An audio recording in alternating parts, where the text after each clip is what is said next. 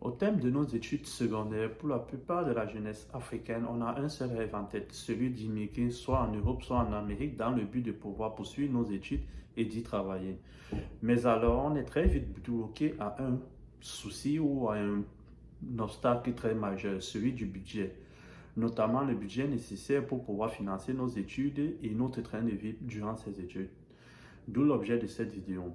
Pour le cas d'espèce du Canada, nous verrons ensemble s'il est réellement possible de pouvoir étudier à temps plein et travailler à temps plein dans le but de pouvoir financer ses études. On en parle tout à l'heure.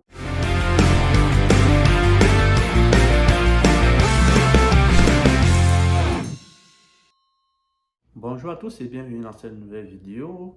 Si c'est la première fois que tu me découvres au travers de cette nouvelle capsule, je me nomme William Tchakam et sur cette chaîne, nous parlons principalement d'immigration, d'études et d'investissement.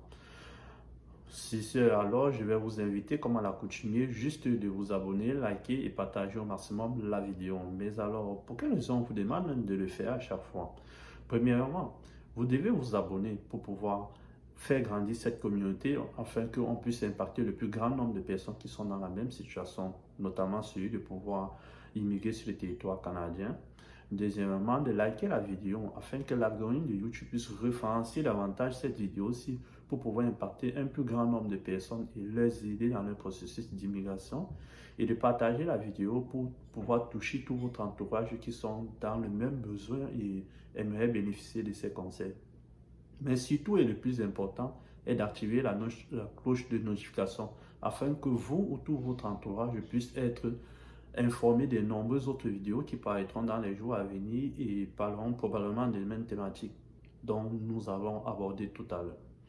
Alors dans la thématique d'aujourd'hui, nous allons analyser ensemble s'il est réellement possible pour un étudiant de pouvoir étudier à temps plein sur le territoire canadien et travailler à temps plein dans le but de pouvoir financer ses études. Je t'invite à la suivre jusqu'à la fin car je pense qu'elle peut être très bénéfique à quelqu'un d'entre vous. Il faut noter ici que lorsqu'on émigre sur le territoire canadien en tant qu'étudiant, lors de la délivrance de ce permis d'études, on y associe un permis de travail. Seulement ce permis de travail vous permet, selon les conditions de ce permis, premièrement de faire de vos études votre priorité première. Donc vous devez étudier à temps plein. Deuxièmement, on vous permet de pouvoir travailler cependant à temps partiel pour un maximum de 20 heures durant vos études. Mais pour pouvoir faire même ces 20 heures, vous devez déjà avoir débuté vos études. Sinon, avoir une cause vraiment valable qui vous a empêché de débuter vos études à la date précisée, mais vous étiez obligé de pouvoir travailler avant. Donc, vous devez travailler maximum 20 heures par semaine durant les études. Mais pendant les périodes de congés, notamment les festivités de Noël et de Nouvelle Année et les congés de la concession qui sont des réels congés qu'on octroie ici aux étudiants ou aux élèves, vous pouvez travailler à temps plein. Quand on parle de temps plein, c'est à partir de 32 heures semaine. Donc, vous pouvez faire un 80 heures semaine, on ne vous dérangera pas. Vous avez tout ce droit-là. Alors, on va voir, on va dissocier d'une partie les études et d'une partie le travail en tant qu'étudiant. Les études d'abord, selon le choix de la filière que vous avez opté, si c'est pour un cycle universitaire ou un cycle professionnel. Si c'est pour un cycle universitaire, comme je l'ai déjà expliqué dans les vidéos précédentes, les frais de scolarité s'élèvent à environ entre 6 000 et 8 000 dollars canadiens, donc par d'environ 3,5 à 4 millions de francs CFA, francs d'Afrique centrale bien sûr. Donc vous allez faire la conversion selon votre pays.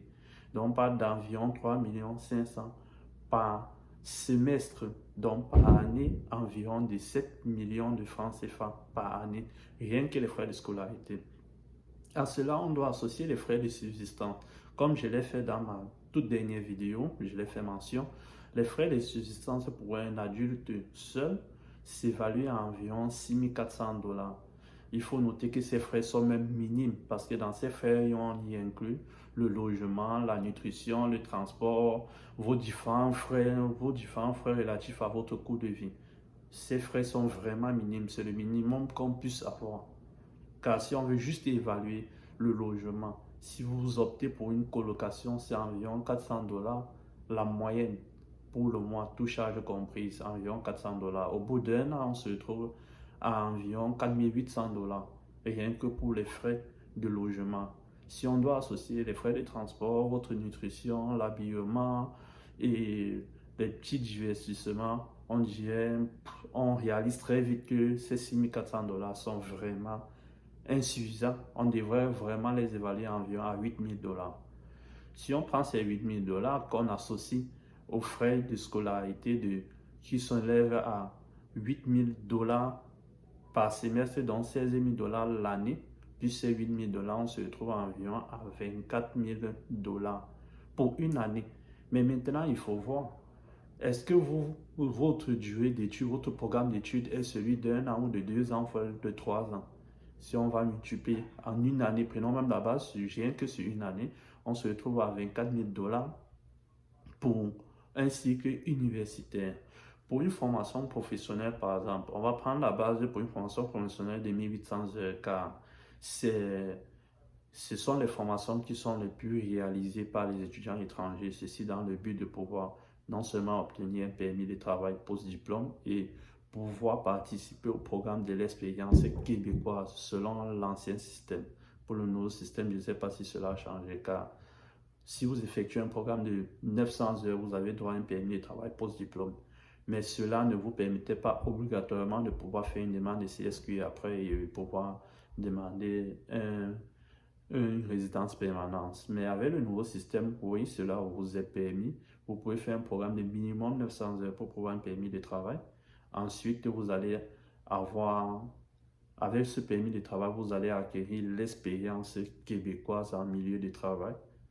Selon le programme d'études que vous avez choisi, cela peut aller d'1 an à 2 ans. Cela va vous permettre maintenant de pouvoir les deux jumeler, de pouvoir demander votre certificat de sélection Québec et enfin votre résidence permanente. Donc, cela a été une parenthèse. Mais on va prendre un titre d'exemple dans cette vidéo, la base sur 1800 heures.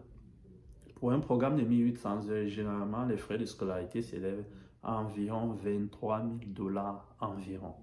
Si on prend ces 23 000 dollars et on y ajoute des frais de subsistance qu'on a pris pour une moyenne de 8 000 dollars, on va se retrouver à environ 31 000 dollars canadiens. On parle d'environ 14 millions à 14 millions et demi. Ce sont des valeurs approximatives dont vous allez convertir en la monnaie de votre pays. Donc on parle d'environ 14 millions 500 000 francs CFA environ que vous allez devoir débourser.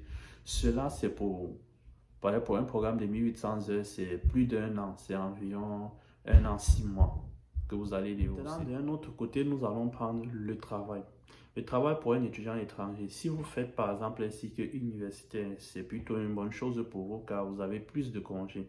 Notamment, vous avez les congés de Noël et de Nouvelle Année qui sont d'environ 3 semaines où vous pouvez travailler à temps plein d'environ 41 semaines. Et vous avez les grandes vacances qui s'évaluent environ à 2 mois, à 3 mois qu'on vous donne comme grandes vacances. Même les congés de la construction aussi, ça vous fait assez de congés, donc assez de disponibilité pour pouvoir travailler à temps plein. Mais seulement durant vos études, si vous devez travailler 20 heures par semaine, j'ai fait quelques calculs, à 20 heures par semaine, vous allez vous retrouver à environ 604 dollars brut par semaine que vous allez percevoir. Mais ça, c'est du brut.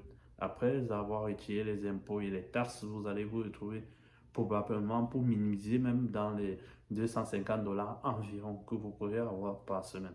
Avec ça, on va se retrouver environ à 250 dollars par semaine. Ceci sous la base du salaire minimum qui entrera en vigueur d'ici mai 2022, qui est de 15,10 dollars l'heure. On se retrouve à 250 dollars par semaine environ en multipliant par année où on va retirer les 3 semaines et demie, disons les 1 mois et demi dont quand vous allez considérer pour les congés de festivité 3 semaines et les congés de la construction qui sont d'environ 3 semaines aussi, ça fait 1 mois et demi. En retirant cela où vous pouvez travailler à temps plein, en sommant à temps plein là-bas et le reste de l'année à temps partiel, on va se retrouver globalement avec un montant d'environ 8 500 dollars canadiens, ce qui est bien loin de la somme exigée par année 8 500 $ canadiens par année, ce qui s'éloigne considérablement du montant que nous avons trouvé pour quelqu'un qui fait le cycle universitaire, qui est d'environ 24 000 $. On trouve qu'il y a une très grande différence. Encore plus pour celui qui fait plutôt une formation professionnelle d'environ 1800 heures. En allant sur la même base qu'il a très moins de congés d'ailleurs, donc il a juste les congés de la construction et les congés de nouvel an d'environ 1 mois et demi. Il n'a même pas de congés de grandes vacances. Si on va toujours sur la même base qui fait 20 heures par semaine à 15 $ 10 sous, on va se retrouver à environ 250 $ la semaine, toujours en net qui perçoit, car il faut faire la différence entre le brut et le net. Le brut, c'est la somme équivalente sur le nombre d'heures et le salaire horaire qui est de 15 $ 10. Mais lorsqu'on déduit les impôts, les taxes, car ici, on paye les impôts et les taxes sur tout, tu vas te retrouver à 250 $ environ par semaine. Si on va multiplier par 8 semaines et demie, par 8 mois et demi où il travaille à temps partiel, plus les 1 mois et demi où il peut travailler à temps plein, on va se trouver globalement, selon les calculs que j'ai faits, on va se trouver globalement à 19 200, ce qui est bien loin de la somme d'environ 29 000 $ qu'il devrait défrayer pour pouvoir entretenir ses frais de scolarité et son train de vie. On trouve qu'il y a une très grande marge de différence entre les deux. Au-dessus de cela, je vous laisse vous-même le soin de pouvoir réaliser s'il est réellement possible pour un étudiant qui doit respecter les conditions de son permis d'études, notamment travailler à temps partiel durant ses études et à temps plein durant le peu de vacances qu'il a, s'il pourra réellement pouvoir se prendre en charge lui-même et assumer son train de vie et ses frais de scolarité. À mon humble avis, je vous dirais qu'il est vraiment très difficile. Très difficile pour lui. Non seulement, c'est très risqué pour lui aussi, car s'il ne respecte pas ses conditions de permis de travail, il se retrouve en train de travailler plus qu'il n'en faut. À la fin d'année, il peut se trouver en train d'être refusé d'avoir un permis de travail post-diplôme. Ceci pourquoi? Car plus il travaille, plus il est fatigué. Arrivant au niveau de ses études, il va s'absenter, il va avoir des échecs sur son cursus scolaire. Cela va attirer l'attention de l'immigration et il est clair et net qu'il ne fait plus de ses études sa priorité première, car il s'absente et il échoue à ses cours parce qu'il est fatigué du fait qu'il travaille beaucoup plus. Donc il sera plus difficile pour lui. À la fin, il est fort probable, ce qui est déjà arrivé, certains se sont vus refuser le permis de travail post-diplôme à la fin, justement parce qu'ils n'ont pas respecté les conditions d'études. Ou soit, ils sont arrivés, au lieu d'aller directement aux études et travailler à temps partiel comme ce qui est demandé normalement, ils se sont dit plutôt non, on va d'abord prendre un semestre pour pouvoir travailler assez d'argent et le semestre prochain, on va payer les frais de scolarité et ainsi de suite pour alterner. Cela aussi à la fin de vos études, il est fort possible que vous vous trouviez en train d'être refusé, vous recevez un refus de demande de permis de travail post-diplôme. Toujours parce que vous n'avez pas respecté les conditions relatives à votre permis de travail. D'où je conseille donc aux parents dans cette situation-ci, au pire des cas, de payer au moins la moitié des frais de scolarité. Pour un cycle professionnel, c'est d'environ 1 an et demi et ça se paye à 4 mensualités d'environ 5 000 $ et poussière chacun. Vous pouvez payer la première tranche, après c'est tous les 3 mois ou 4 mois que vous deviez le payer ses frais. Vous pouvez payer la première, deuxième tranche, voire même la troisième tranche et l'étudiant paie juste la dernière tranche ou les 2 dernières tranches. Cela sera un peu plus évident pour lui. Il n'aura pas à se mettre trop de pression pour pouvoir travailler dur et pouvoir payer ses frais de scolarité. Car en plus de ses frais de scolarité, il y a son train de vie qui s'ajoute à cela, les frais de location, internet, nutrition, transport. C'est vraiment assez long, assez énorme. Voilà ce que je voulais partager avec vous et je vous laisse le soin de prendre connaissance de cela et je vous attends en commentaire si vous avez plus de questions afin qu'on puisse en discuter comme d'habitude. On va se dire à la prochaine vidéo. Ciao.